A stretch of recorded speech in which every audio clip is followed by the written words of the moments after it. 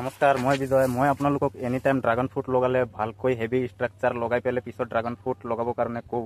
মই বিশেষকৈ আপোনালোকক আজি যোনটো দেখুৱাই আছোঁ এইটো কিন্তু দেখুৱাব মোৰ মন নাছিল, তেওঁ মই দেখুৱাই আছোঁ। এদিনৰ ধুমুহা বতাহতে চাবই পাইছে কিমান মোৰ ড্ৰাগন ফ্ৰুট গছ ভাঙি চিঙি পৰি গ'ল। আপোনালোকে এনেকুৱা ভুল নকৰিব মোৰ নিচিনা। এইফালে চাবই পাইছে কিমান ধুনীয়া ফলো আছিলে, এইবিলাক কিন্তু মোৰ ভুলৰ কাৰণে হৈ গৈছে। আপোনালোকে এনেকুৱা ভুল কেতিয়াও নকৰিব। যেতিয়াই নেকি লগায় তেতিয়া প্ৰথমতেই খুঁটিৰ চিন্তা কৰিব। মই কিন্তু খুঁটিবিলাক নলগোৱাকেই ড্ৰাগন ফ্ৰুট লগাই দিছিলোঁ বুলি এনেকুৱা অৱস্থা হৈছে বৰ্তমান।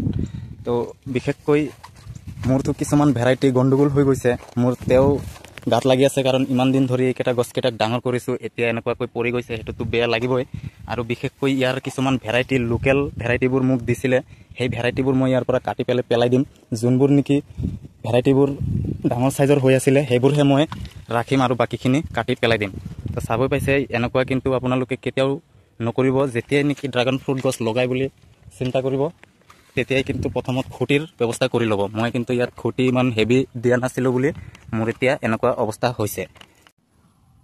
এতিয়া মই বৰ্তমান টেম্পৰাৰীভাৱে থিয় কৰাই দিছোঁ গছবিলাকক। চাবই পাইছে গোটেইবোৰ কিন্তু থিয় হৈ গৈছে, কিন্তু ইয়াৰ ষ্ট্ৰাকচাৰ বা চাংখন কিন্তু আকৌ ভালকৈ ঠিক কৰিব লাগিব। মই ইয়াত মাজতে এটা খুঁটিৰ সহায়ত অলপ ৰখাই থৈ দিছোঁ। মই ভালকৈ আকৌ হেভি খুঁটি লগাই দিম চাইডে চাইডে। বিশেষকৈ এতিয়া এইবোৰ মই টাইম পোৱা নাই বুলি কৰিব পৰা নাই। আৰু সেইদিনাখন ধুমুহা বতাহটো ইমান ডাঙৰ বা ইমান জোৰে কৈ দিছে, এতিয়া একদম মোৰ গছবোৰ অৱস্থাই নোহোৱা হৈ গৈছে। মোৰ বহুত কিন্তু বেয়া লাগি আছে। মই এতিয়া কথা ক'ব পৰা নাই মোৰ গছবোৰ দেখা পাই পেলাই। কি কম নকম মোৰ লাগি আছে, কি কম নকম মই চিন্তা কৰি পোৱা নাই। বিশেষকৈ মোৰ বহুত বেয়া লাগি গ'ল এই গছবিলাক এনেকুৱা অৱস্থা দেখি। মই কিন্তু হাঁহি আছোঁ, কিন্তু মোৰ মনত কি গৈ আছে এইটো মই জানো।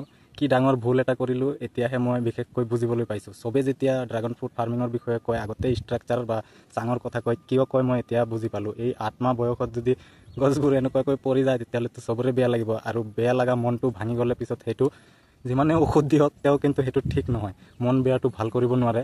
সেইটো কাৰণে আপোনালোকে যদি ড্ৰাগন ফ্ৰুট ফাৰ্মিং কৰিব বুলি ভাবি আছে তেতিয়াহ'লে প্ৰথমতে চাং বা ষ্ট্ৰাকচাৰৰ কথা চিন্তা কৰি পিছতে ড্ৰাগন ফ্ৰুট ফাৰ্মিঙত নামিব। বিশেষকৈ কংক্ৰিটৰ পিলাৰ হ'লে কোনো টেনশ্যন নহয়। তো সেইটোৱে মই ভুল কৰিলোঁ। মই বাঁহৰ খুঁটি লগাই পেলাই কামটো কৰিছিলোঁ, ভাবিছিলোঁ যে 1 বছৰ যদি থাকি যায় পিছৰ বছৰে মই এইটো চেঞ্জ কৰি দিম। মোৰ তাত টকা নাছিল বুলি মই কৰিব পৰা নাছিলোঁ, এনেকুৱাই বাঁহৰেই লগাই দিছিলোঁ। বিশেষকৈ এতিয়া চাবই পাইছে বহুত কিন্তু ফলবোৰো ধুনীয়া চাইজৰ হৈ আহিছিলে। আৰু এতিয়া গছবোৰ ঠিক ঠাক থাকে নে নাই একো ভাবি পেলাই কুল পোৱা নাই। চাবই পাইছে বহুত কিন্তু ফুল আহি আছিলে। এই চাক সৰুৰ পৰা মই দেখুৱাওঁ, এই চাক ফুল, এই চাক এফালে ফুল, মানে চবতে আহি আছিলে ফুল। পিছত এই যে তলত যদি মই লৈ যাওঁ তেতিয়াহ'লে এই চাক ডাঙৰ চাইজৰ ফল, এই চাক ফুল। পিছত এইফালে যদি আহোঁ তেতিয়াহ'লে ইয়াত দুটা একেলগে ফল হৈ আছে, ইয়াতো দুটা ফল একেলগে হৈ আছে। এই চাক ইয়াত নতুনকৈ ফুল আহি আছে। তো এনেকুৱা অৱস্থাত যদি ভাঙি পেলাই পৰি যায়, এই চাক কিমান ডাঙৰ হৈ গৈ আছে ফলটো, তো এনেকুৱা টাইমত যদি পৰি পেলাই ভাঙি যায় চবৰে কিন্তু বিশেষকৈ বেয়া লাগি যাব। এই চাক নতুন ডাবল দুটাকৈ দুই চাইডে ফুল আহি আছিলে। এইফালে যদি আৰু আহোঁ তেতিয়াহ'লে আৰু একেলগত দেখুৱাব পাৰিম এই চাক দুটা একেলগতে। এইফালে এই চাক ডাঙৰ ফল, এই চাক নতুনকৈ ফুল আহি আছে। এনেকুৱা অৱস্থাত ভাঙি পেলাই পৰি গৈছে, মানে মই একো ক'ব নোৱাৰা হৈ গৈছোঁ। বিশেষকৈ আৰু চাব পাইছে এই চাক ইয়াত পূৰা ফুল আজি ফুলিব এনেকুৱা অৱস্থা।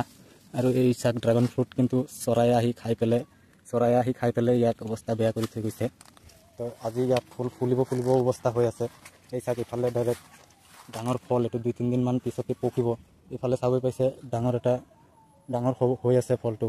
ইফালে আকৌ দুটা ফুল আছে।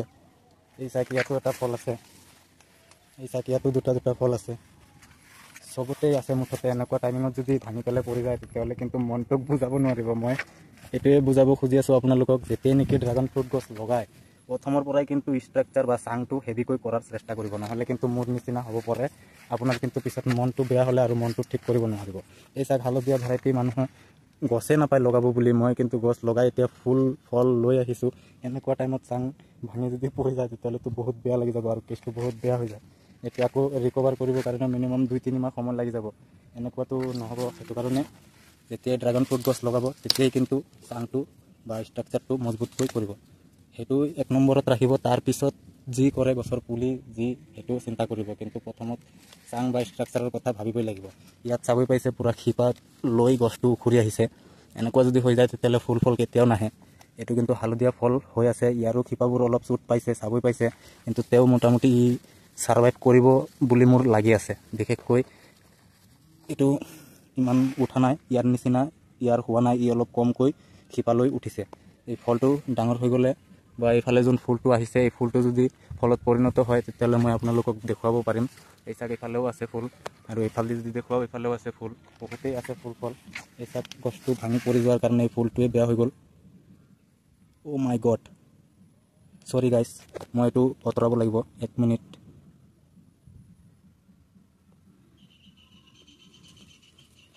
গাইজ এই ফলতেই ড্ৰাগন ফ্ৰুটছৰ কাইটা আছিলে। এনেকুৱা যদি কাইটাবোৰ যদি হাতত সোমাই যায় লগে লগে কিন্তু ওলাই দিব, নহ'লে কিন্তু চেপ্টিক হৈ যোৱাৰ চান্স থাকে।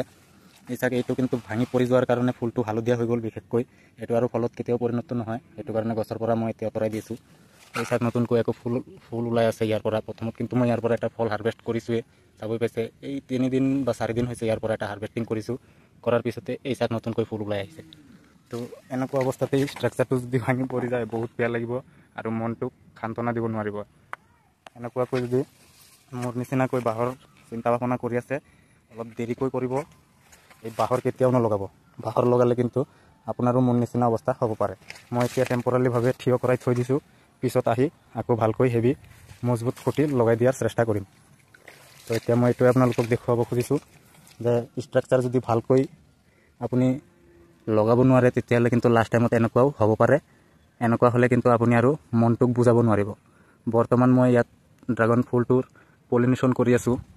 এই চাক মাজত এটা সৰু হোল এটা আছে, এই হোলটোত আমি যদি পলন 1-2 পিচ বেছিকৈ দিব পাৰোঁ ভিতৰৰ ফালে, তেতিয়াহ'লে কিন্তু ফলত পৰিণত হোৱাৰ চান্স বেছিকৈ থাকে। তো মই হোলটো অলপ দেখুৱাবৰ কাৰণে আপোনালোকক চেষ্টা কৰি আছোঁ। এই হোলটো যদি দেখুৱাব পাৰোঁ আপোনালোকক দেখুৱাই দি আছোঁ ৰ'ব। এই চাক ভিতৰত এটা হোল আছে, চাইছে। এই হোলটোত যদি আপুনি অলপ পলন দিব পাৰে তেতিয়াহ'লে বেছি ভাল হয়। মই অলপ এই ভিতৰৰ পৰা পলন লওঁ আৰু ইয়াৰ ভিতৰত দি দিওঁ। এক হাতেৰে ভিডিঅ' বনাই কামবোৰ কৰা চেলেঞ্জিং হৈ যায়। আপোনালোকে ভিডিঅ'বোৰত লাইক নকৰে, লাইক কৰিব। লাইক কৰিলে মোৰ আৰু মটিভেশ্যন আহে এনেকুৱা ভিডিঅ' আপোনালোকৰ কাৰণে বনাবৰ কাৰণে। বিশেষকৈ মোৰ তাত এতিয়া ৰিচাৰ্জ নাছিলে বুলি মই ভিডিঅ' আপলোড কৰিব পৰা নাই। মই ৰিচাৰ্জৰ কাৰণে পইচা ব্যৱস্থা কৰি আছোঁ। ৰিচাৰ্জ ভৰাই মই ভিডিঅ' আপলোড কৰা কণ্টিনিউ কৰিম। আৰু মই ভিডিঅ' আপলোড কৰোঁ ৰাতিপুৱা 7টা আৰু সন্ধিয়া 7টা বজাত। বহুতে মোক টাইমিং সুধি থাকে। দিনত মই 2টা ভিডিঅ' আপলোড কৰাৰ চেষ্টা কৰোঁ, সন্ধিয়া এটা 7টা বজাত আৰু ৰাতিপুৱা এটা 7টা বজাত। তো আপোনালোকে সেইটোৱে মনত ৰাখিব, যেতিয়াই ড্ৰাগন ফ্ৰুট গছ লগাই হেভি ষ্ট্ৰাকচাৰ কৰিব, নহ'লে কিন্তু মোৰ নিচিনা অৱস্থা হ'ব। আৰু মনটো বুজোৱাটোহে বহুত ডাঙৰ কথা। তো সেইটো কাৰণে মই আপোনালোকক মোৰ ফালৰ পৰা, নিজৰ ফালৰ পৰা ছাজেশ্যন দিছোঁ, যেতিয়াই ড্ৰাগন ফ্ৰুট গছ লগাব তেতিয়াই কিন্তু ভালকৈ ষ্ট্ৰাকচাৰটো বনাই ল'ব বা চাংটো বনাই ল'ব। তেতিয়াহ'লে আপুনি ড্ৰাগন ফ্ৰুট গছ লগাই শান্তি পাব। তাত কিমান ডাঙৰ ডাঙৰ ফল হৈ আছে, এনেকুৱা টাইমত যদি এই অৱস্থা হয় বহুত বেয়া লাগে। কিন্তু মই এতিয়া কি কৰিম নকৰিম বুলি লাগি আছে। ঠিক আছে, চাওঁ 1-2 মাহমান গ'লে যদি ৰিকভাৰী হৈ যায় ভাল কথা, যেনেকুৱাই হয় মই আপোনালোকৰ ওচৰত শ্বেয়াৰ কৰিম। তো আজিৰ ভিডিঅ'টো ইমানখিনিয়ে। ভিডিঅ'টোত যদি আপোনালোকে কিবা শিকিবলৈ পাইছে ভিডিঅ'টো লাইক কৰিব। চেনেলত যদি নতুন আহিছে চেনেলটো ছাবস্ক্ৰাইব কৰিব। মই ড্ৰাগন ফ্ৰুট গছৰ বিষয়েই ইনফৰ্মেশ্যন দি থাকোঁ, আপোনালোকক সঁচা জাননী দি থাকোঁ। তো ভিডিঅ'বোৰ যদি আপোনালোকৰ ভাল লাগে চেনেলটো ছাপোৰ্ট কৰি ছাবস্ক্ৰাইব কৰি মোৰ লগতে থাকিব। তো আজিৰ ভিডিঅ'টো ইমানখিনিয়ে। Bye bye.